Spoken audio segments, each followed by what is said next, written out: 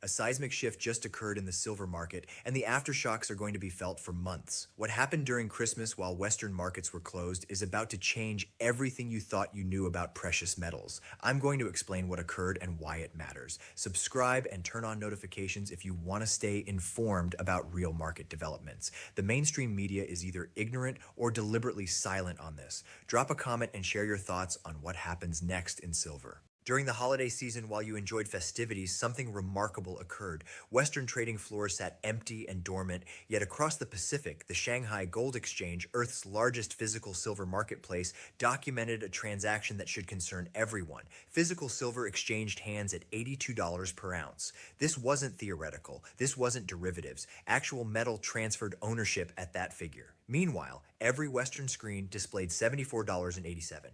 Kitco showed it. Bloomberg confirmed it. Your investment platform agreed. A $7 chasm existed between Shanghai's reality and Western perception. This divide will either create fortunes or obliterate portfolios completely.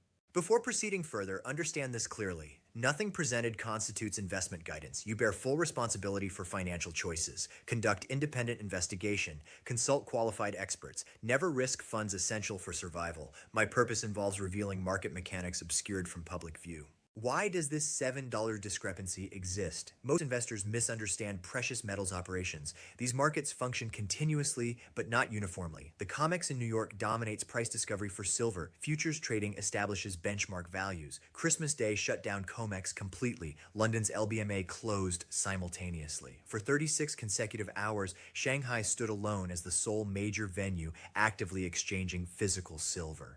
During that window, absent Western banking interference, absent algorithmic suppression, absent typical paper contract manipulation, genuine physical silver pricing emerged naked and undeniable. $82. That represents real cost when acquiring actual metal, not shuffling contracts electronically. Consider Monday's opening bell. That $7 void must resolve somehow. Two paths exist, both carrying massive implications. Should Western quotations surge $7 upward matching Shanghai, every trader positioned against silver faces margin liquidation. Forced purchasing on enormous scale could potentially drive silver toward $90 or beyond within hours. However, the alternative scenario destroys wealth. If COMEX launches with massive paper contract dumping, if major commercial institutions flood markets with selling pressure forcing quotations downward, Shanghai must follow. Everyone who purchased physical metal in China at $82 suddenly holds inventory worth less than purchase price. That's the Monday danger. You won't identify which direction the gap closes until reaction becomes impossible. This $82 Shanghai print wasn't random occurrence. Pressure built for months, approaching critical breaking point. Silver gained 158% throughout 2025, the largest annual increase since 1979. We're witnessing the biggest movement in 46 years. This transcends typical bull markets. Fundamental market architecture is shifting. Physical supply collapsed entirely. Shanghai Futures Exchange warehouses currently store merely 531,000 kilograms of silver. That's the lowest stockpile witnessed across a decade. The U.S. Mint exhausted silver coin inventory. The Royal Canadian Mint cannot maintain silver bar availability. Dealers throughout North America operate under allocation for weeks, literally unable to obtain metal for customer sales regardless of demand. Industrial purchasers cannot cease buying silver. Solar panel manufacturers require it. Electric vehicle producers depend on it. AI data center construction demands it. These corporations cannot postpone purchases awaiting lower quotations because delays halt production completely. Economists label this inelastic demand. When silver traded at $30, Tesla acquired it. At $50, purchases continued. At $75, acquisition accelerated. At Shanghai's $82, buying intensified further because these companies recognize something critical. Supply won't return. Within 1 week, January 1st, 2026, brings China's most restrictive silver export regulations in modern history. Any enterprise selling silver internationally must demonstrate annual production capacity exceeding 80 tons. Most smaller refineries and merchants cannot satisfy that threshold. Complete lockout from export markets results.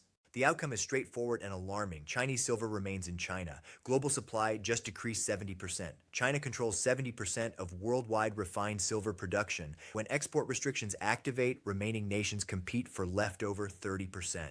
That fraction already serves existing contracts, industrial commitments, and governmental reserves. Nothing remains for retail purchasers. Nothing exists for individuals who awaken January 2nd deciding to acquire silver. When observing Shanghai's $82 quotation, you're not seeing a bubble. You're witnessing early price discovery in a market recognizing supply disappearance. Western markets haven't incorporated this reality because Western markets were dark. Shanghai operated fully aware, revealing silver's actual cost when alternative sources vanish. Understanding Monday's potential violence requires grasping a technical concept, backwardation. Normal commodity markets price futures higher than spot. This makes logical sense. Agreeing to deliver silver 6 months forward costs more than today's price due to storage, insurance, and financing expenses. That premium for future delivery, called contango, represents normal market conditions. When markets enter backwardation, everything reverses. Spot price for immediate delivery exceeds futures pricing. That's abnormal. That signals extreme stress. People willingly pay more for silver today than for promises of silver 6 months forward. They distrust the promise. They doubt silver will actually exist in 6 months. Silver remained in backwardation throughout China for weeks. Despite $7 premium over COMEX futures, buyers continued paying. They pay $80 for silver held immediately rather than $75 for potential March delivery. That reveals everything about confidence levels. The physical market distrusts paper market delivery capabilities. Circumstances grow suspicious. Thanksgiving night, November 28, 2025, CME Group, operating the COMEX Futures Exchange, experienced what they termed a cooling system failure at their Illinois data center. Silver futures trading halted exceeding 11 hours. 11 hours during a massive rally. They attributed it to air conditioning malfunction. That identical morning, the Federal Reserve executed an emergency repo operation, injecting $24.4 billion liquidity into the banking system, $24 billion on the Friday following Thanksgiving, one of the year's quietest trading sessions. Why? Banks needed immediate cash covering margin calls. Market speculation suggests a large Asian buyer, probably Chinese, ordered massive physical delivery from COMEX and the exchange couldn't fulfill delivery. So they shut down markets, arranged emergency calls, secured emergency liquidity, and reopened 11 hours later, blaming cooling systems. Whether accurate or not, the fact this scenario seems plausible reveals system fragility. Futures markets assume most contracts settle through cash, not metal delivery. If excessive physical delivery demands emerge, the entire system fractures. Thanksgiving night nearly witnessed that fracture. 1 month passed since that event. Silver climbed from $60 to $75 in the West and $80 in Shanghai. Pressure intensified, inventory declined further. We're approaching Monday morning where Western traders observe that $7 gap and make instant choices. Do they chase prices higher? Attempt shorting it downward? Panic? Here's my projection. COMEX opens with violent upward gap. Silver rips toward $78 or $79 within the first trading hour as algorithmic systems reconcile Shanghai pricing. That triggers cascading buy stops and short covering, pushing us toward $82 in New York by midday Monday. Once the West officially acknowledges $82 as genuine pricing, we don't stop there. We push toward $85, then $90, because industrial buyers who waited hoping for pullbacks realize the pullback never arrives. But here's the danger. If I'm incorrect, if commercial banks possess sufficient power smashing prices back down, if they dump enough paper contracts forcing a sell-off, then everyone who bought at $80 in Shanghai holds underwater positions. Everyone purchasing the gap up Monday morning gets stopped out and loses money. That's the hazard. You're betting the physical market wins. You're betting the paper market finally lost control. If wrong, you get crushed. What should you do? If you already own physical silver, do nothing. Hold. This isn't selling time. If silver reaches $90 or $100, you want ownership. If it pulls back to $70, you still want ownership because this represents a long-term structural movement. The supply deficit is genuine. Industrial demand is genuine. Chinese export restrictions are genuine. This situation doesn't simply vanish. If you don't own silver yet, if you're holding cash awaiting a dip, understand something crucial. The dip might not materialize. We might gap from $75 to $85 and never retreat. If that happens, if you miss this movement because you awaited $70 or $65, you'll chase it at $100. The optimal time for buying was 6 months prior. The second optimal time is immediately. But if you wait until Monday and attempt buying into the gap up, you're purchasing at the worst possible moment, precisely when the trap is most dangerous. Let me discuss mining companies because huge opportunity exists here. If you cannot obtain physical silver, if dealers are sold out or charging insane premiums, the next best option involves owning production companies. At $75 silver, profit margins for silver miners are absolutely massive.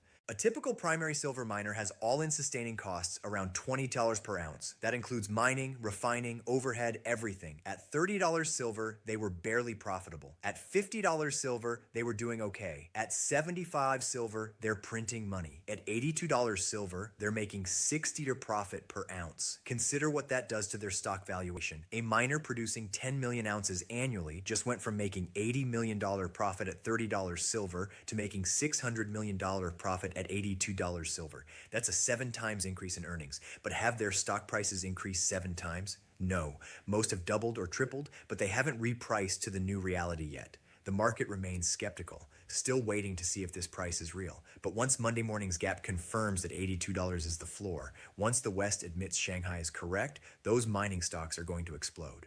The beautiful thing about miners is they're liquid. You can buy them, you can sell them. You're not dealing with premiums or shipping delays or storage fees. You just click a button and own a piece of a silver mine generating $60 per ounce in free cash flow. But you have to be selective. Not all miners are equal. You need ones that are unhedged, meaning they haven't locked in future sales at lower prices.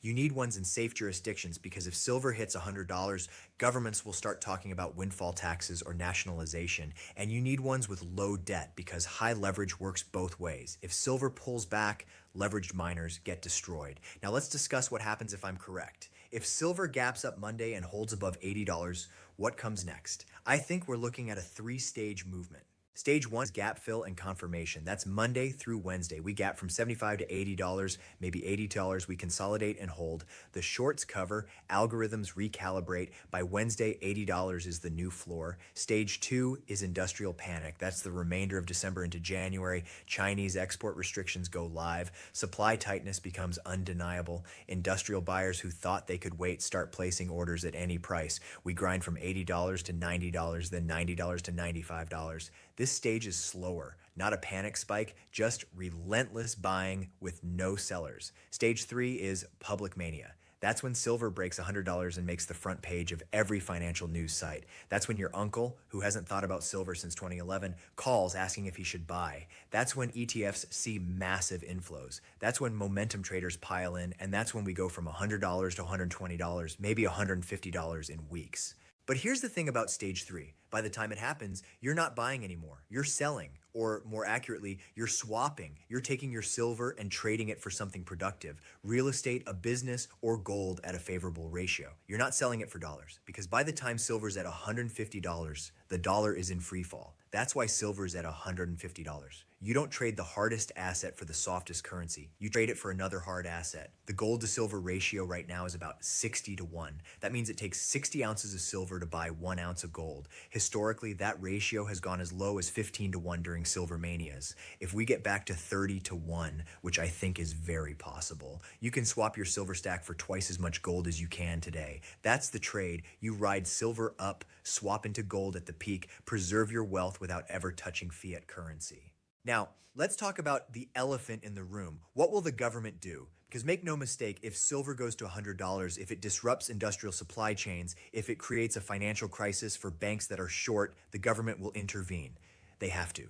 They can't let a commodity market blow up the derivatives complex. So what tools do they have? First, they can raise margin requirements on futures contracts. They've done this before. In 1980, when the Hunt brothers tried to corner the silver market, COMEX raised margins to 100%. You had to put up the full value of the contract just to hold the position. That killed the rally and forced liquidation. They'll do it again if necessary.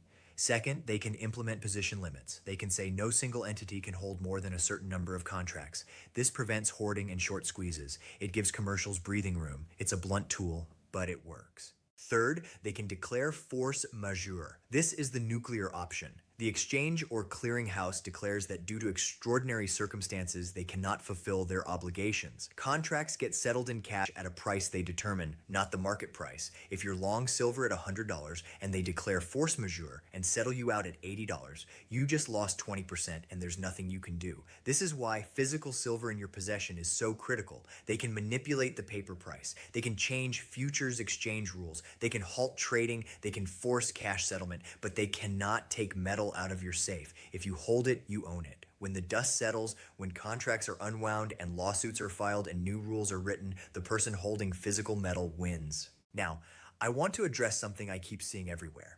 People asking, should I wait for a pullback? Should I wait for silver to come back down to $70 or $65 before buying? I understand the logic. Nobody wants to buy the top. Nobody wants to buy at $82 and watch it drop to $70. But here's what you're not considering. What if it doesn't pull back? What if Monday gaps up and we never see $75 again? Think about it. Shanghai's price is $80. Western price is $75. That gap has to close. It closes by Shanghai coming down or New York going up. If you're waiting for a pullback, you're betting Shanghai comes down. You're betting Chinese buyers suddenly lose interest. That industrial demand evaporates. That export restrictions don't matter. Do you really think that's happening? Or is it more likely New York catches up to Shanghai? That Western traders wake up Monday and realize they've been wrong, that the paper price has been suppressed, that the real price is $82 and going higher. If that's what happens, and I think it is, then waiting for a pullback is the same as waiting to miss the move entirely. Let me tell you what happened in 2020. Silver was trading at $12 in March of 2020. Refineries shut down because of COVID. Physical premiums exploded. You couldn't buy a Silver Eagle for less than $25 even though spot price said $15. People waited for premiums to come down. They waited for the market to normalize. By the time it did, spot was at $30. The pullback never came. People who waited paid double. This is the same setup, but bigger. Refineries aren't shut down because of a virus. They're shut down because there's no metal. Premiums aren't high because of temporary demand. They're high because of structural deficit. And the gap between physical and paper isn't $2. It's $7. If you wait, you're going to pay more, not less. Now, I want to be very clear about something. I'm not telling you to buy silver. I'm not your financial advisor. I don't know your situation or risk tolerance. What I am doing is laying out facts as I see them and explaining the mechanics of what's happening. You have to make your own decision. Always do your own research. Consult with qualified professionals. Never invest money you can't afford to lose. But if you're asking what I would do, here it is. If I didn't own any silver, I'd be buying right now. Not all at once, not going all in at $75, but scaling in, buying a little bit every day regardless of price, because I believe the trend is up. And I believe the risk of missing the move is greater than the risk of a short-term pullback. If I already owned silver, I wouldn't be selling. I'd be holding and being patient, because even if we pull back to $70, even if Monday is a disaster and the gap closes down instead of up, the long-term trajectory is clear. The supply deficit is real. Industrial demand is real. Chinese restrictions are real. This is a multi-year bull market, and we're still in early stages. And if I was looking for leverage, if I wanted to amplify returns, I'd be looking at miners. Not ETFs, not junior explorers with no revenue. I'd be looking at established producers with low costs, strong balance sheets, and exposure to rising silver prices. Because when this really gets going, when we're at $100 silver and mainstream media finally pays attention, those stocks could be up 500 to 1,000%.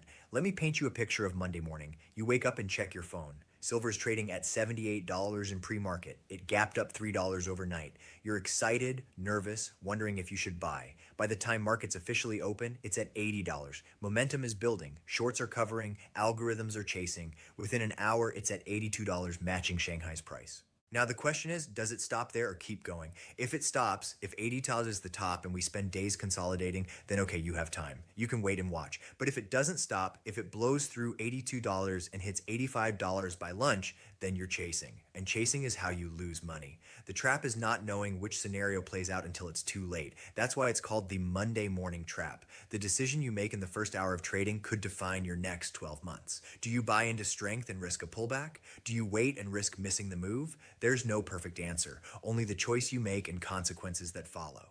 What I can tell you is this. People who win in markets like this aren't the ones who time the bottom perfectly. They're the ones who recognize the trend early and have courage to act on it. Silver at $75 is expensive compared to 6 months ago, but it's cheap compared to where it's going 6 months from now. The question is whether you believe that, and if you believe it, whether you're willing to act on it. We're living through the greatest wealth transfer in modern history. The currency system is failing, paper markets are breaking, physical assets are becoming unobtainable. People who understand what's happening, who position themselves correctly, are going to come out wealthier than they imagined. But people who sit on the sidelines, who wait for permission, who need absolute certainty before acting, they're going to be left behind. Silver hit $82 while markets were closed. That's not a headline, that's a signal. It's a message from the physical market to the paper market saying, we don't care what your algorithms think silver is worth. We know what it costs to get it, and the cost is $82. The question now is whether the paper market accepts that message or fights it.